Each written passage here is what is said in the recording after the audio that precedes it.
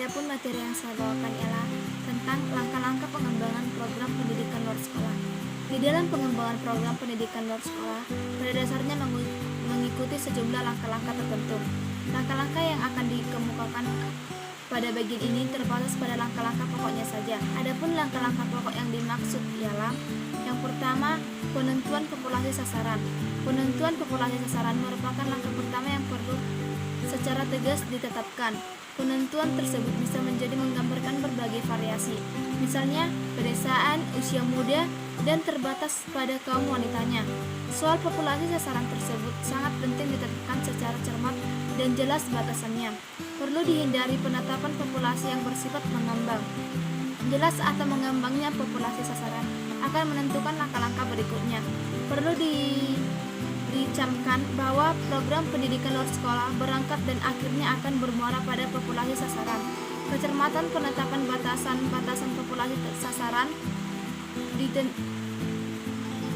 tentu saja berdasarkan pertimbangan yang masuk akal. Sedikit banyak akan memperlancar langkah-langkah berikutnya. Lebih dari itu juga bisa mempertinggi tingkat efisien dan efektivitas. Yang kedua, identifikasi kebutuhan belajar. Setelah langkah pertama, selanjutnya perlu diikuti dengan langkah identifikasi terhadap kebutuhan belajar dari populasi sasaran tadi. Pada langkah ini memang terutama bergerak pada apa-apa yang relevan didikan pada populasi sasaran, baik yang berupa pengetahuan, keterampilan, dan sikap mental. Identifikasi tersebut tentu saja dapat menggunakan berbagai teknik, asalkan tetap terekam spesifikasi kebutuhan belajar, baik berdasarkan kebutuhan yang disarankan maupun kebutuhan belajar yang real objektif. Dalam hubungan ini perlu dihindari perekaman kebutuhan yang bergerak di tingkat permukaan. Di dalam langkah identifikasi tersebut, di samping perlu menyentuh apa-apa yang relevan didikan, juga sedapat mungkin mengidentifikasi kesempatan belajar dari populasi sasaran. Yang ketiga, identifikasi sumber-sumber belajar. Istilah sumber-sumber belajar menunjuk pada segala macam sumber, baik manusia maupun non-manusia, yang memberi kemungkinan terjadinya kegiatan atau proses belajar dari populasi sasaran. Sumber belajar berupa manusia, misalnya orang-orang terampil di tengah masyarakat, orang-orang berpengetahuan luas, orang-orang berpengalaman, atau orang-orang yang diperkirakan bernilai partisipasinya di dalam membina dan mengembangkan populasi sasaran. Sedangkan sumber-sumber yang non-manusiawi, misalnya gedung-gedung, peralatan belajar, kelembaga-lembagaan di masyarakat seperti lembaga sosial, ekonomi, pemerintahan, dan sebagainya. Dan mungkin juga terdapat sumber-sumber lainnya yang bernilai fungsional bagi terjadinya kegiatan proses belajar dari populasi sasaran.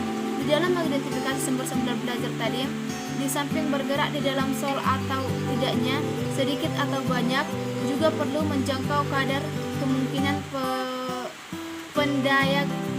pendaya gunaannya bagi pelaksanaan program pendidikan luar sekolah, termasuk juga persyaratan di dalam pemberdaya gunaannya. Yang terakhir yaitu penentuan strategi pelaksanaan program pendidikan luar sekolah. Istilah strategi berasal dari kata majemuk bahasa Yunani, yaitu statos artinya pasukan dan agen artinya pemimpin. Jadi menjawab tentang bagaimana memimpin pasukan, tentu saja supaya bisa memenangkan pertempuran atau peperangan. Bisa juga usaha atau gerakan pendidikan luar sekolah dianggap semacam peperangan, yaitu memerangi realitas pendidikan yang melekat pada populasi sasaran. Untuk itu perlu strategi. Penentuan strategi pelaksanaan pendidikan luar sekolah bisa juga disebut dengan politik yang ditempuh dalam pelaksanaan. Pada dasarnya bergantung pada hasil penentuan atau identifikasi langkah-langkah sebelumnya. Pada langkah keempat ini dituntut untuk berpikir menyeluruh dan inovatif. Gambaran medan harus tergambar dengan jelas. Gambaran terkuat yang dipunyai juga mesti tertulis dengan jelas. Materi selanjutnya adalah mengenai jenis dan isi program pendidikan luar sekolah. Yang pertama adalah pendidikan keaksaraan. Jenis program pendidikan keaksaraan berhubungan dengan populasi sasaran yang belum dapat membaca dan menulis. Dulu dahulu program ini dikenal dengan istilah Pemberantasan Buta Huruf atau PBH. Sekarang program ini dikenal dengan Kursus Pengetahuan Dasar atau KPD. Target pendidikannya dari program keaksaraan ini adalah terbebasnya populasi sasaran dari buta baca, buta tulis, buta bahasa Indonesia, dan buta pengetahuan umum fungsional bagi kehidupan sehari-hari. Yang kedua adalah pendidikan vokasional. Jenis pendidikan ini berhubungan dengan populasi sasaran yang mempunyai hambatan di dalam pengetahuan dan keterampilannya guna kepentingan bekerja atau mencari nafkah. Di dalam masyarakat, jenis program ini banyak sekali berkembang, yaitu berwujud kursus-kursus keterampilan seperti kursus montir, kursus pertukangan, kursus mengetik, kursus menjahit, dan banyak lainnya. Jenis program ini bisa dikatakan dengan jenis program keterampilan atau latihan kejuruan. Target pendidikannya dari program ini adalah terbebasnya populasi sasaran dari ketidakmampuannya di dalam pekerjaan-pekerjaan teknis yang sedang atau akan dimasukinya. Yang ketiga adalah pendidikan kader. Jenis program pendidikan kader berhubungan dengan populasi sasaran yang sedang atau bakal memangku jabatan kepemimpinan atau pengelola dari suatu bidang usaha di masyarakat, baik bidang usaha di bidang sosial, ekonomis, maupun sosial budaya. Jenis pendidikan ini diperlukan karena maju mundurnya suatu kelompok usaha di masyarakat, baik itu badan, lembaga, yayasan, ataupun organisasi. Dalam kenyataannya banyak yang bergantung kepada kemampuan dan ciri mentalitas dari para pemimpin atau pengelolanya. Sebab pemimpin atau pengelolanya itulah yang menjadi motor atau gerak maju suatu kelompok usaha di masyarakat. Dengan demikian, jenis pendidikan kader tersebut berurusan dengan soal-soal kepemimpinan dan pengelolaan, bukan saja berhubungan dengan aspek-aspek kepribadian. Yang keempat adalah pendidikan umum dan penyuluhan. Jenis program pendidikan umum dan penyuluhan ini berhubungan dengan berbagai variabel populasi dan sasaran. Target pendidikannya terbatas pada pemahaman dan menjadi lebih sadar terhadap suatu hal. Lingkup geraknya bisa sangat luas, mulai dari soal-soal keagamaan, kenegaraan, kesehatan, lingkungan hidup, gizi, hukum, dan lain sebagainya. Yang kelima adalah pendidikan penyegaran jiwa raga. Jenis program pendidikan penyegaran jiwa raga ini kaitannya dengan pengisian waktu luang, pengembangan minat atau bakat, serta hobi. Bentuknya bisa macam-macam, antara lain berupa aktivitas olahraga dan seni. Di luar aktivitas olahraga dan seni misalnya kemah, rekreasi, pendakian gunung, dan sebagainya. Jenis program ini tidak hanya penting bagi para remaja dan anak-anak, tetapi juga bagi orang dewasa. Sekian materi dari saya. Baik, saya Konita Mujinda akan menjelaskan materi selanjutnya. Nah, materi kita selanjutnya itu ada implementasi pengembangan program. Nah, dalam implementasi program-program pendidikan luar sekolah terdapat beragam permasalahan penghambatan perkembangannya.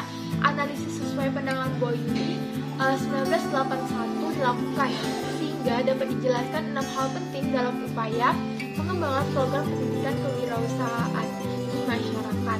Pertama, keterlibatan warga belajar. Beberapa program pendidikan luar sekolah cenderung dilaksanakan oleh lembaga pendidikan persekolahan sehingga keterlibatan warga belajar kurang.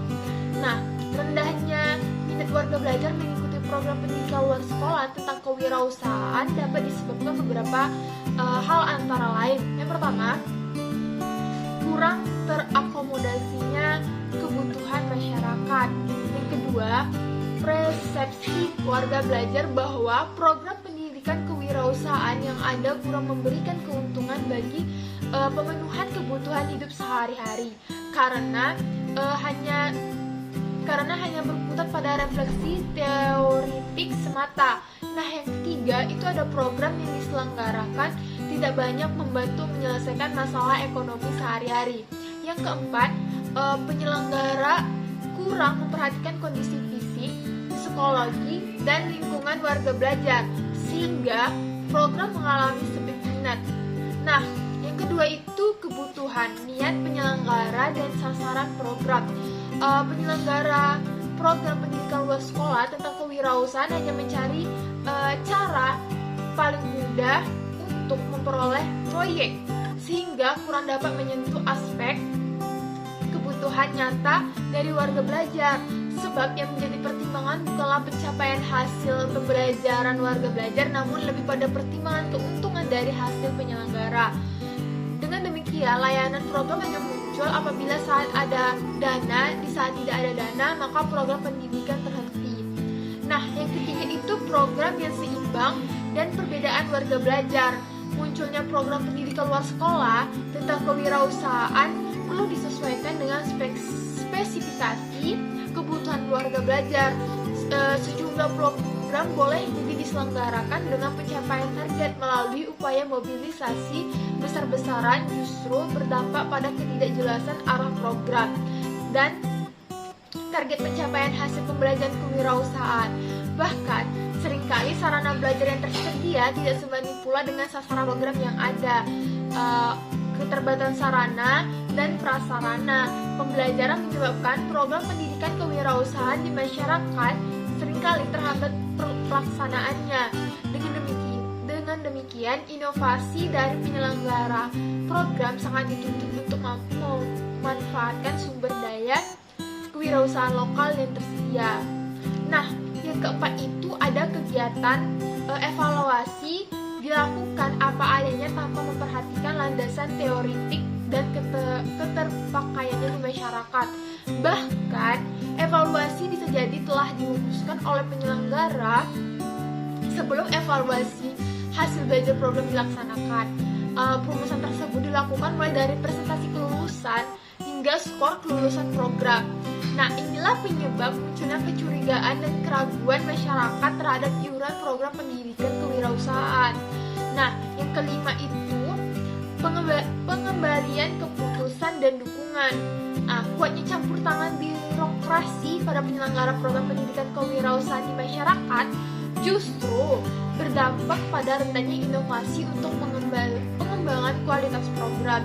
Rendahnya sumber daya manusia, pengelola program kewirausahaan yang berkualitas juga merupakan persoalan utama, meliputi kualitas mental dan intelektual pengelola program di masyarakat. Nah, kondisi ini berkontribusi terhadap pertama, kurangnya inovasi pengelola dalam pengembangan program. Nah, yang kedua itu kurang pekannya pengelola program dalam menganalisis kebutuhan kelompok sasaran.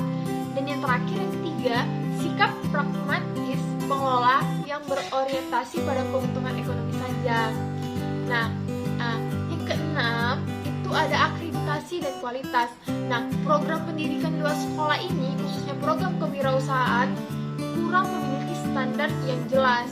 Kesenjangan mampu konseptual dan praktik dari lulusan program pendidikan kewirausahaan dengan kebutuhan peningkatan perekonomian masyarakat menimbulkan keraguan di masyarakat terhadap program pendidikan kewirausahaan yang diselenggarakan di luar sekolah.